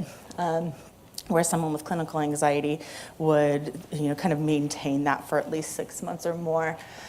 They can't control it, so it's like, okay, stop worrying, and you can't. It's just this very nagging kind of worry about just things. You're like, why am I even worrying about this? kind of could be anything really. Anxiety likes to just kind of attach to whatever. So you could be worried about things that just seem very, very small, but anxiety likes to just kind of show up wherever it can. And I'll go through this quick, but 3 or more of the following. So kind of this restlessness, on edge, fatigue, difficulty concentrating, irritability. That's a required criteria in children. So they say, in young, they say children, but it's also teenagers, adolescents. That is most predominant for anxiety is actually going to be this irritability. So I'd say kind of in parents, if you see, teens are irritable because of the hormonal things going on, but sort of this excessiveness or a change in the behavior, it may be anxiety, not just a bad attitude or kind of an irritation with you constantly. So it's kind of, an indicator of kind of checking in and seeing if there is this underlying depression or anxiety, kind of again, same side. Flip side, different sides of the same coin. Sleep disturbance is a huge one. I'm sure you guys can all relate to lying awake, not being able to sleep, or falling asleep but then waking up and not being able to go back to sleep. And that's so those are just sort of the those basic criteria for anxiety. What questions have we not answered? I think you covered it pretty well here. How do we recognize it in others? What's typical anxiety and worry, and what's more serious? Then we talked a little bit about how do we help others, but this person concerned about how do we set limits or boundaries when helping them? Yeah. Can I add one thing about Yes. recognizing? I think sometimes more of an intensified avoidance behavior. Yes. Where, like as an observer, you think like, why is this so necessary to keep avoiding? And it might be a wide variety of things. And then you want to try to convince them that it's fine, you're going to be okay. But there's no convincing. And there's just this really strong reaction, like, no, I'm not doing that. I have to avoid whatever it is. It could be a wide variety of things, non-specific to one particular phobia. Normally, generalized anxiety is wanting to avoid a lot of those things that are activating. So sometimes that can be another way to recognize it. Right, you kind of automatically start to try to manage just how many times this fight response is being activated by avoiding any stimulus or, I'm not going to go to that restaurant. I've never been to that restaurant before. I might feel anxious, so you really do start to try to, and you see people and really try to kind of manage their external environment based on how they feel inside, feeling so chaotic with the anxiety. So you can kind of see some of that behavior.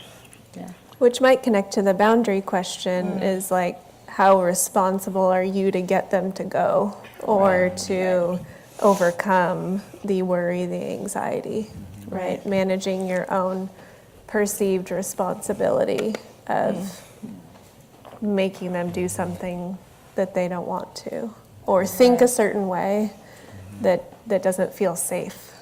So. Anxiety is pretty treatable, and yet what I do find in the church, there's people carry a lot of guilt about anxiety because Jesus, clearly kind of says to us at one point, don't be anxious, right? It's like on the front of your thing. Was it Pamphlet. It's on the pamphlet. Oh, there you go. Yeah, there you go. That's good. Yeah. Nothing wrong with it. And what I find for a lot of my Christian patients is they come in not only anxious, but then they feel guilty and bad about being anxious. And so they carry kind of this double whammy of experience around it. And I think, it's interesting when Jesus is saying that, he's like, don't be anxious because tomorrow's going to bring like its own set of problems, right? So I kind of hear in that Jesus kind of saying in a compassionate way, right? In a compassionate way, I'm here. You don't need to be anxious, but I kind of know you will be, and so I kind of think the way a parent would speak to a child is like, I don't want you to worry. I mean, I know you're worried, but I don't want you to have to worry because I see the big picture here. And so I think I'm just only responding to this idea that people in the church carry a different level of feeling about anxiety that secular people don't really carry. Yeah. And we need to be sensitive to that, and we need to have a response to that that's meaningful. It's not going to take away their anxiety. I'm just really trying to kind of highlight maybe the idea that you can help them not have to feel so guilty about feeling anxious. Yeah. So. That's super helpful. I want to move over to addiction. I know you caught the slide. And so several questions on that. Just love to start with you, Lauren. What's sort of the main, well, actually, here's this first. If you know, we're interested in statistics. A lot of questions on statistics. What's the percentage of people in the church addicted to something? So let me just throw these out, and then you pick one here. And what's the main thing that maybe Christians are commonly addicted to? Is it food, a substance, sex? Is it common among one gender and the other? Is it women mostly struggle with this addiction, or is it gender neutral or not? And then specific question. So what is the relationship between mental health and drug and alcohol addiction? How do I help someone struggling with a food addiction? Rather, probably any addiction, but what's the difference in helping someone with this specific type of addiction, I guess? This is on food, but any type. So how do we show God's love and support? How do we show God's love and support the person without supporting the addiction? Yeah. Boom. So the first question about numbers and stats, I think, is hard to answer because addiction is such a broad term. In our clinical diagnostic manual, we only have diagnosis for addiction related to substances, but sex addiction and, we don't call it food addiction, but there's like binge eating disorder. Their addiction isn't attached to that. So I think it's hard to kind of, how do we lump all of that together percentage-wise? Hard to say. I don't think that there is a difference within the church and outside of the church as far as numbers go. And I think anecdotally, one way we can see that is that the Celebrate Recovery, which is a Christian 12-step support group that has been really growing a lot. A lot more churches are offering that. I think that a lot of people in the church are finding safe places to work through different types of addiction. As far as gender, I think it would be easy to say from observation standpoint that, and I think this is not accurate, but I think sometimes people like to say that men struggle more with sex addiction. I think that there is just a stigma around women talking about it. So I think it's harder for women to say that they struggle with that just because of the way our culture treats women and how they talk about sex, which is a whole nother issue. So I think that's an easy one to say that I don't think we can accurately say there is a difference there, just because I don't think women are necessarily comfortable in coming forward with that. I don't think we'll have time to get through everything, but just a few things to touch on, particularly with substance addiction and other addictions as well. It's a disorder or mental health issue that affects all parts of the body and has correlations with your brain having this dopamine imbalance, which we've talked a little bit about, psychologically, not having thought processes that are always clear, or really centering a lot of your thoughts around the process of obtaining the substance or the food or whatever it is. Social support becomes very much affected, and oftentimes, especially with alcohol and hard substances, the social support system is around people who support the addiction or people who provide means to access the drugs, so that's affected.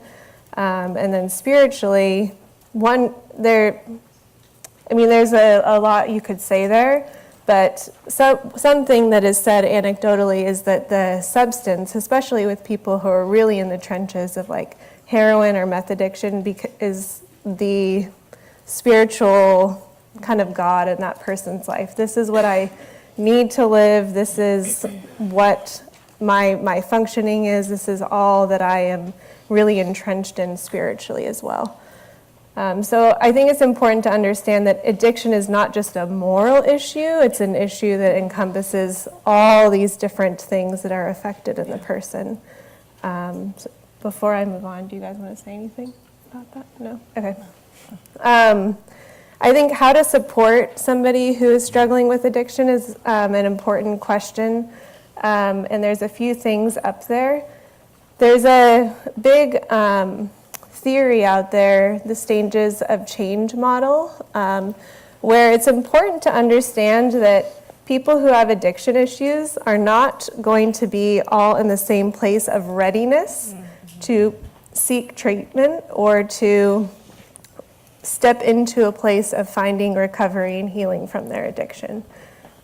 So I think it's important to remember, especially with someone who's in an active space, let's just say, of using heroin, that they are not necessarily going to hear you if you say, I think you should just go into treatment and figure out how to get off this drug and live a different lifestyle. There's a way to talk to people, and there's a great book, I think it's somewhere on the resource list, about the different stages that someone will find themselves in their readiness to step into recovery. So a lot of that has to do with consequences. A lot of that has to do with the body needing more and more of the substance, that it ends up becoming detrimental to their health. But a person has to, on their own, recognize that. So oftentimes it's more helpful to ask questions rather than to tell. Like, how do you feel like this is helpful to you? How is it not helpful to you? What are your goals in life? What do you hope to accomplish? Asking different things like that can help the person kind of think through these bigger questions and like help them possibly stir up some motivation for finding a different path and seeking treatment. A great support space for those that are supporting people who struggle with addiction issues is Al-Anon. Being able to talk through the struggles of having a family member or close loved one who struggles with addiction. There's many you could look up online if you go to, I think, the website I also listed in your resources, I think in the pamphlet. There's meetings that you can go to and talk through and get support about how to support your loved one and also have boundaries. I think the hardest thing that I find family members struggle with is allowing your loved one to suffer the natural consequence of their choice. It's really, really hard to watch, right? You don't want to watch that. You don't want to see a loved one become homeless. You don't want to have to kick them out of the house. You don't want to watch them lose all their money to the substance. And I'm mostly talking right now about like alcohol and drugs. But sometimes we have to have those boundaries and not rescuing them out of all those situations. It's a really hard fine line to walk. But typically what is helpful is having a boundary so that the person can experience the consequence of their choices, which sometimes can be motivating enough for them to find something else, right? That drugs isn't the answer anymore. But that's a really, really hard one to sit with because that involves a lot of suffering on everybody's part, right? So Al-Anon is a great place to talk through some of those issues as well. I don't know if I got to all the questions. Those are big ones. And you guys can add stuff too. I think when we talk about suffering, Yes. families suffer. Yeah. when someone in the family is addicted. And many of you have been there, many of you know it. And I oftentimes, I don't work with addiction a ton, but when I do kind of get near it, I usually tell people, when the person who's struggling with addiction, when they're ready to get help, I think of it as sort of building scaffolding around them. You want access to them at every point. And most therapists are not great at treating addiction. Therapists really do need, I think, fairly specialized treatment in addiction to be decent at it. So the average therapist, if you're going to send somebody to therapy who's struggling with addiction, quiz them on their experience and their background in dealing with addiction, because it's a pretty specialized form of treatment. And most people who treat addiction, not you, Lauren, but most people who treat addiction have their own history of addiction. And no one can kind of smell denial like someone who has recovered from addiction. And so you want somebody who sort of, they know, right? They know the landscape. And then AA, Al-Anon, Celebrate Recovery. When somebody's struggling with addiction, I want them to get every form of treatment possible, because the outcomes are not great. And so you want to like hedge your bet as much as possible. And then the only other thing I would kind of add, I guess, is addiction is not addiction. So I've had people who have drank for 20 years. They decide one day they're going to stop drinking, and they just stop drinking. Yeah. But they're kind of exceptions, So not everybody's going to deal with recovery in the same way either. Right. And not everybody has destroyed all their relationships in the same manner too. Some people are pretty functional alcoholics. They're not great to be around, but they're not just destroying everyone. Whereas other people, it's just they've alienated everybody in their lives. So it's there's a lot of unique pieces to this. Yeah. Yep. And there's a lot of overlap, which was a part of one of the questions I didn't get to, between substance use and addiction and mental health issues. Because it can be that substances are turned to cope with the other mental health issues like depression and anxiety. So you often see that those two co-occur, or they can, in the direction of having a substance addiction issue. It's common that there would be some other issue related to that. And so I think that's helpful too, because it gives a lot of grace in the sense of this substance is turned to cope out of a place of desperation, rather than just, I think I'm going to do heroin one day. Like most of the time it's, I don't know what else to do, and I don't have any other way of knowing what else to do other than this thing that's in front of me, so I'm going to try it. And then it just becomes the way of coping. Food addiction is a little different. I think the hard part is you can't eliminate food completely like you would. You can't abstain from food like you would from alcohol. So typically seeing a nutritionist is a part of the process, which might not necessarily be a part of the process for someone else with that type of addiction. But again, food is an understanding of that. It could be that it's also used to cope as well. So therapy and understanding why am I using food to process my emotions or mask them or make them go away. Yeah, so. Awesome. Thank you, Lauren. I want to be sensitive to the time there and acknowledge one category that that just came up a lot in the questions. And I want to point you to a resource. It just has to do with spiritual warfare. And so how much of mental health struggles can be, so I'll read some questions, can be attributed to spiritual attack, and how much is biological? Is it even possible to make that distinction, and how would it affect the approach to treatment? How does demonic influence and mental illness interplay, and what distinctions are important in order to receive good care and help? I want to point you to a resource in here, a book that your elders and I have read, and many of our ministry leaders. It's under the book Spiritual Warfare by Carl Payne. He sort of answers that question. He's not a a clinical psychologist. He's a pastor. It's doctorate ministry, MDiv. But he gives you some insight on what that looks like. I would love for you guys to speak into that, but I want you guys to answer a different question. I just want to acknowledge that that's an important question. It came up a lot. And maybe we could, maybe via email or something, get your responses to that. I know we talked about that in a lunch meeting, Kevin. When I was part of Rosemead School of Psychology, I helped put on a chapel where Clint Arnold, the dean of Talbot, was speaking to psych students, getting their PhDs and PsyDs on how to differentiate between schizophrenia and when someone's being demonic oppressed. So there's information out there, but what I'd like to kind of turn to is this couple related questions. The question is this, but I want to acknowledge the question, but then flip it a bit. The question is, why does it seem that many of our local churches are not providing enough support to those with mental illness issues? But I want to flip it to, what can we do as a church?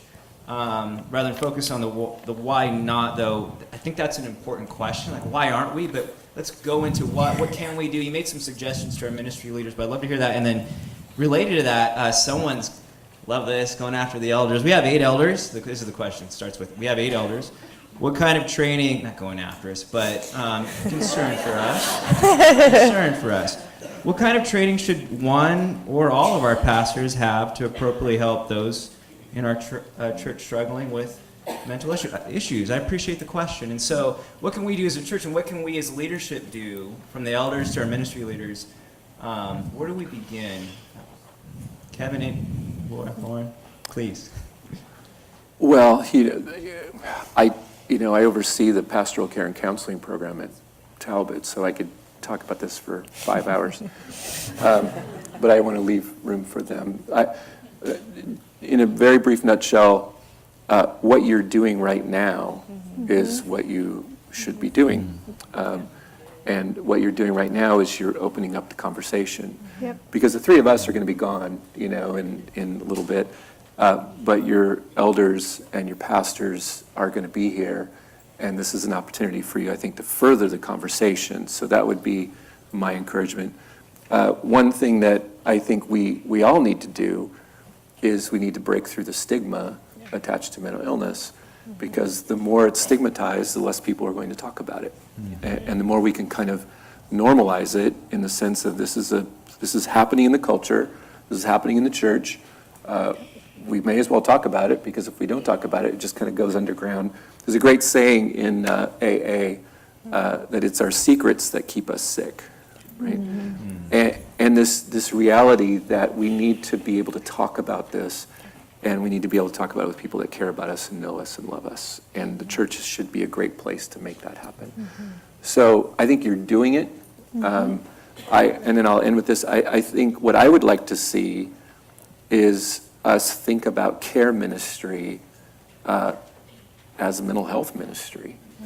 Because what is mental health? Well, we're talking about mental illness, but mental health is just, it's clearly congruent with Scripture. God wants us to flourish. He wants us to be capable of ministering. He wants us to, right?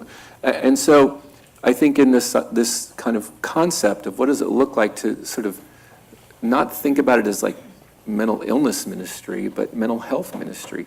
And I could make a case for you that MOPS, if you have like a MOPS or a MOMS program or something like that, is a mental health ministry. Even though we never say it's a mental health ministry, but it attends to the well-being of mothers of young kids. So when we think about care ministry, I would just sort of say, what if we just broaden that definition so that we think about care ministry as how do we care for people who are struggling with this too. But I want to leave time for you guys because I could yak about it. I know, I feel like I don't want to open my mouth again because I'll be dancing around on the stage because I'm passionate about this as well.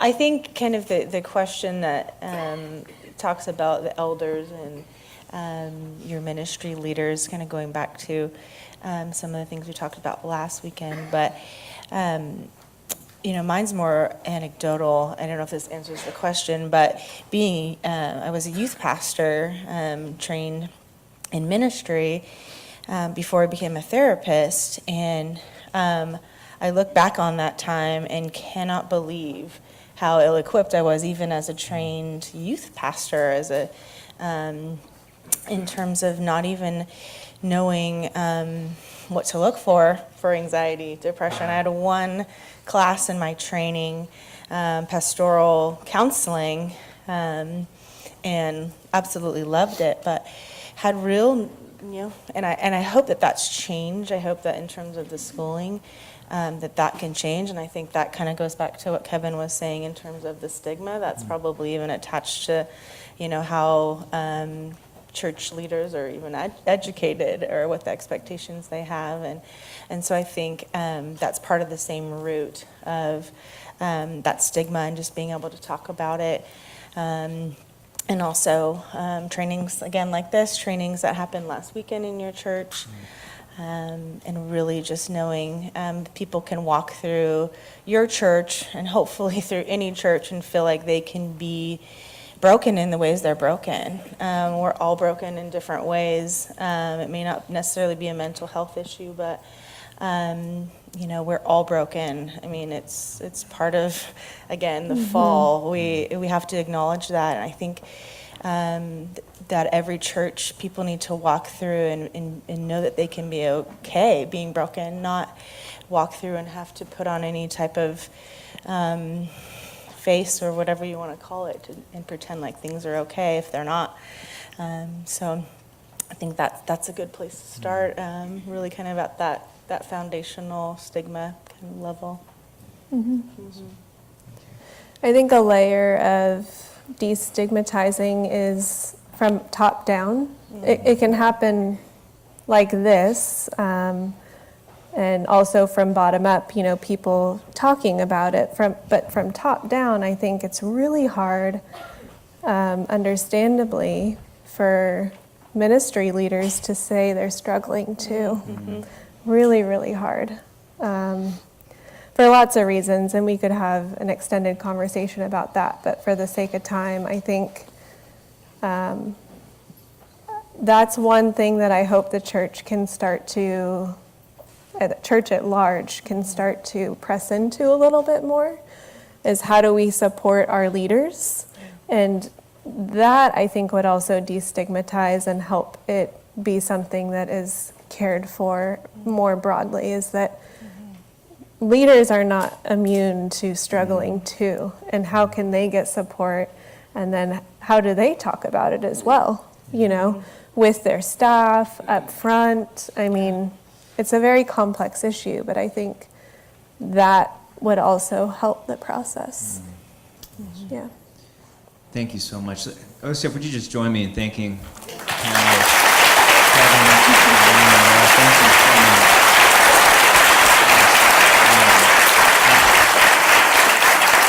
I love, let's just take a break to In-N-Out and come back for a couple more hours. There's so many more plays on the playbook you guys can get to. We know we got kids, and the night grows short. Let me just give you a couple quick announcements, then I'll close this out in prayer. Thank you once again. Just so stoked to have you guys just be ministered to. I didn't know I was a freezer. I learned something new. There you go. Me too, I'm a freezer too. Learned something new. A couple quick announcements. In this vein of just making this church, our church, a safe place. Starting from the top down, just taking that stigma away. In a few weeks, I'm going to be leading a group here that anyone's invited to sign up for, and it's just called Journey Toward Hope. And it's a 6-week long group.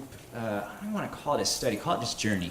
We're going to be looking at some stories of hope, some testimonies that kind of really get into this idea of destigmatizing, people sharing real personal stories of how the church was helpful and not, and just learning and just beginning to start conversations. And so it's going to be a little bit of video, a little bit of group discussion, big group to little group. If you've done the Sticky Faith parenting class with me, that's kind of the same format that we'll go through. And then from there, just learning what God sort of brings up among us. So I hope many of you come and participate and decide, where do we go from here? What are the needs of our church? Do we start MOPS? Do we start a grief care group, a divorce care? There's so many care areas.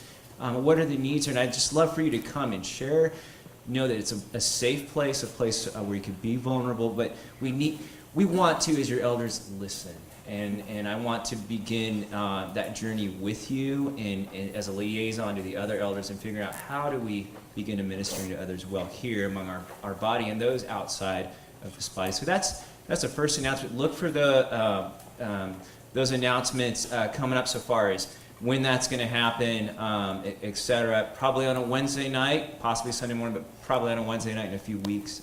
We've got a lot of space here. Childcare is available, and so some logistics to work through, but keep your eye on that. And also just want to remind you again, we have a prayer team that is available for you. If some things have just come up as we've been talking that you just feel a little raw or you just need some wisdom or direction, our prayer team is over in the prayer room. There's 7 or 8 there that can branch off into the cry room or the junior high lobby or upstairs. Also, our pastor elders will be at the just at the front there as they are Sunday mornings to pray for you. So please take advantage of that. Let's close out in prayer and you'll be dismissed. Father, thank you so much for your kindness, for your love,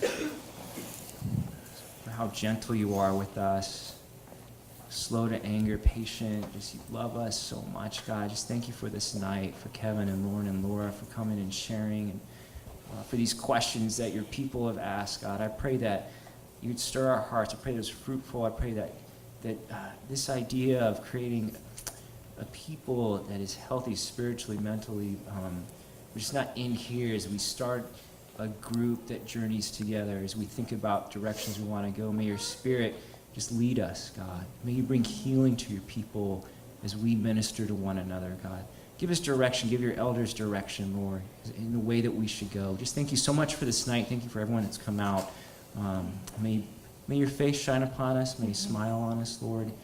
May you bless us tonight and give us your peace. In Jesus' name, amen. Amen. God bless you. Thank you for coming tonight. I appreciate it.